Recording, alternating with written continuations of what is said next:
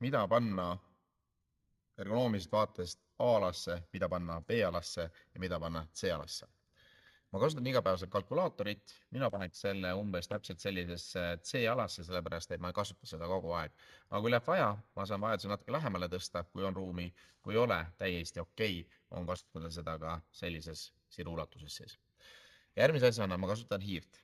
Hiir on küll nüüd selline asi, mida mul läheb üpriski sageli vaja, täpselt samuti nagu klaviatuuri. Ehk siis paneme klaviatuuri enda A-alasse, hiire enda A-alasse.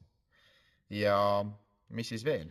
Mina kasutan ka väga sageli märkmikku, kasutan seda siis sellise hoidiku peal, dokumendi hoidik või laptopi hoidik, ja ma panen selle kuskil sellisesse B-C alasse, sellepärast et siis on hea lugeda ja see hoidik toob siis selle mulle mõnusamale kõrgusele, et ma ei pea selliselt vaatama, vaid ma saan täiesti normaalselt lugeda. Ehk siis umbes selliselt võiks olla meie ala kaetud.